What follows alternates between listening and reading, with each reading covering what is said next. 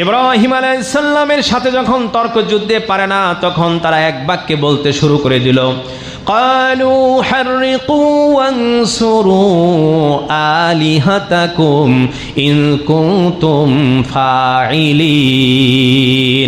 ক্বালু হাররিকু, তারা সবাই একসাথে বলে উঠল, একে আগুনে পুড়িয়ে মারো। কি করো? আগুনের মধ্যে নিক্ষেপ করো, আগুনে পুড়িয়ে মারো, যদি তোমরা তোমাদের এই দেব দেবতাদেরকে বাঁচাতে চাও। কারণ ইব্রাহিমের সামনে আমরা পারবো না, আমাদের দেবদেবী প্রতিমাগুলো ইব্রাহিমের সামনে অসহায়। ইব্রাহিম আলাইহিস সালামের সাথে যুক্তি তর্কে তারা হেরে যায়। আপনারা জানেন এই সূরার মধ্যে, সূরা আম্বিয়ার মধ্যে 68 নম্বর আয়াতে আল্লাহ রাব্বুল আলামিন এই কথাই বলতেছেন। ইতিপূর্বে যখন ইব্রাহিম আলাইহিস সালামকে ওই মেলায় আহ্বান করা হলো, ডাকা হলো, তিনি বললেন, না ইন্নী সাকিম, আমি অসুস্থ, আমি যেতে পারি না। কারণ একজন নবী তিনি শারীরিকভাবে অসুস্থ না হলেও মানসিকভাবে কখনোই সুস্থ থাকতে পারেন না। কারণ তার সামনে যে মূর্তির পূজা হয়, গাছের পূজা হয়, মাছের পূজা হয়, দেবদেবীর পূজা হয়, তারা মানুষ, আল্লাহর সৃষ্টিজীব মানুষ পাথরের মূর্তির সামনে, মাটির মূর্তির সামনে মাথা নত করে তাদের কাছে সাহায্য প্রার্থনা করে, এটা তিনি বরদাস্ত করতে পারতেছিলেন না। এই জন্য ইব্রাহিম আলাইহিস সালাম মানসিকভাবে অসুস্থ। তিনি বললেন যে আমি যাব না, তোমরা যাও। যখন মেলাতে চলে গেল, এই সময়ে ইব্রাহিম আলাইহিস সালাম তাদের মন্দিরের পাশে গেল। মন্দিরের পাশে দাঁড়িয়ে দেখে অনেকগুলো মূর্তি তাদের মন্দিরের মধ্যে সাজানো। এই ঘটনা আপনাদের জানা আছে। ইব্রাহিম আলাইহিস সালাম ভিতরে প্রবেশ করে দেখলেন এক একজন মূর্তির সামনে এক একটা খাদ্য প্রস্তুত করা হয়েছে, বিভিন্ন রকমের ফল ফ্রুটস, মিষ্টান্ন দ্রব্য, সবগুলো তাদের সামনে সুন্দরভাবে সাজানো রয়েছে। এক পর্যায়ে ইব্রাহিম আলাইহিস সালাম বললেন, কি ফেরা, খবর কি? তোমাদের সামনে এগুলো উপস্থিত রয়েছে, তোমরা খাচ্ছ না কেন? যখন এরা খাচ্ছে না, ইব্রাহিম আলাইহিস সালাম ডাক দিয়ে বললেন, এই তোমরা কি খেতে জানো না, খেতে পারো না? ইব্রাহিম আলাইহিস সালাম এক পর্যায়ে ওই খাবারগুলো তাদের মুখে তুলে দিচ্ছেন, যে হয়তো দূরে থাকার কারণে তাদের খেতে সমস্যা হচ্ছে, মুখে তুলে দিচ্ছে, এরপরেও খায় না। এবার বলছে, যদি পারো খাও, তা না হলে কথা বলো। এক পর্যায়ে যখন মূর্তিরা খায় না, কথাও বলে না, ইব্রাহিম আলাইহিস সালাম রেগে গেলেন এবং দেখতে পেলেন যে সেখানে কুড়াল রাখা হয়েছে, অনেকগুলো অস্ত্র শস্ত্র, যেহেতু মন্দিরের মধ্যে দেখা যায় অনেক মূর্তির গলায় বা ওর মূর্তির হাতে অনেকগুলো অস্ত্র সেখানে দেখতে পাওয়া যায়। একটা অস্ত্র নিলেন, নেওয়ার পরে সবগুলোকে ভেঙে চুরমার করে দিলেন। দেওয়ার পরে সবচেয়ে বড় মূর্তি যে, ওই মূর্তিটা রেখে দিলেন। ওই বড় মূর্তিটা রেখে দিলেন এবং বড় মূর্তির গলায় ওই কুড়ালটা ঝুলিয়ে দিলেন। ইব্রাহিম আলাইহিস সালাম বললেন, ওয়াতাল্লাহি লাকিদান্না আসনামাকুম বাদা আন তুওয়াল্লু মুদবিরিন। আল্লাহর কসম করে বলি, তোমরা যখন পেছন ফিরে চলে যাবে, তখন তোমাদের মূর্তিদের উপরে আমি কৌশল অবলম্বন করব এবং তাদের স্বরূপ উন্মোচন করে ছাড়ব। ফাজআলাহুম যুজাযাম ইল্লা কাবীরান লাহুম লাআল্লাহুম ইলাইহি ইয়ারজিউন। সুতরাং সবগুলো মূর্তি চূর্ণ বিচূর্ণ করে ফেলল, তাদের প্রধানটি ছাড়া, যাতে তারা তাদের কাছেই ফিরে আসতে পারে এবং এই বিষয়টা তারা দেখতে পারে। তাদের একটা পথ তিনি খুলে দিলেন, সুযোগ করে দিলেন।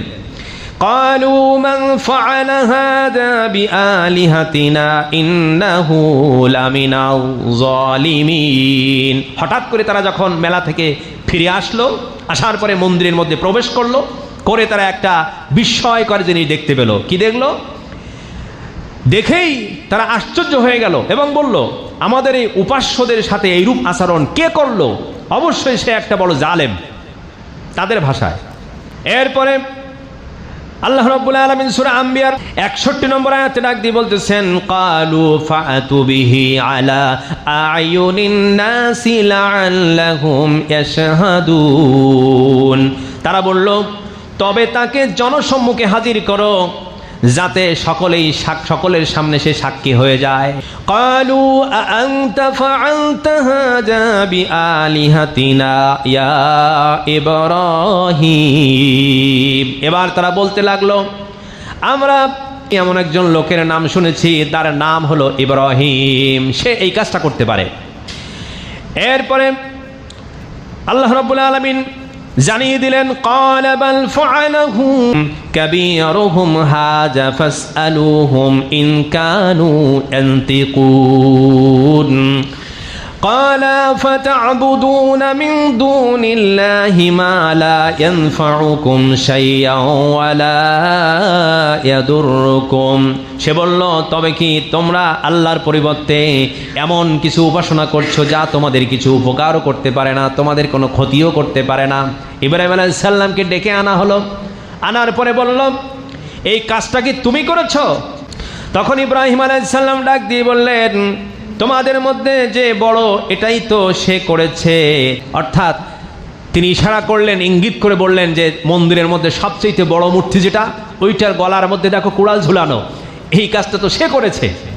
এখন তারা এক বাক্যে বলল এটা কি সম্ভব? না, সে তো কথা বলতে পারে না। সে কি করতে পারে না? কথা বলতে পারে না।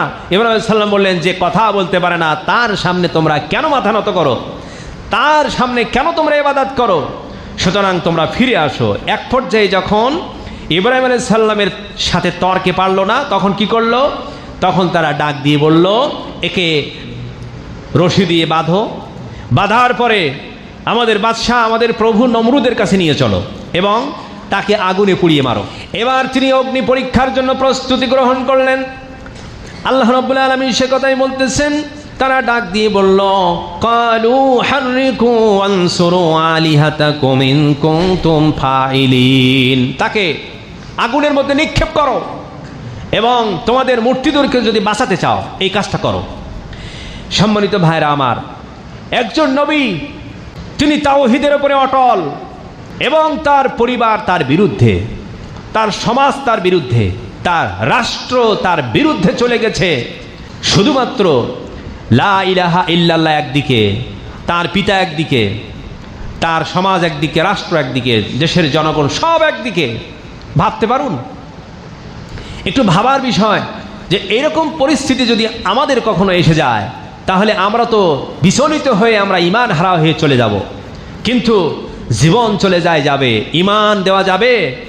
কথা বলেন, জীবন যায় যাবে তাই বলে ঈমান যাবে না। কারণ আমাদের ঈমানটাই হলো সবচেয়ে বড় বস্তু, যেটা আল্লাহ তাআলার কাছে যদি কোনো রকম ভাবে নিয়ে যাওয়া যায়, আল্লাহ রাব্বুল আলামিন বলছেন ঈমান নিয়ে যদি কেউ আমার কাছে আসে তার জন্য আমার জান্নাত ওয়াজিব হয়ে যাবে। সুবহানাল্লাহ।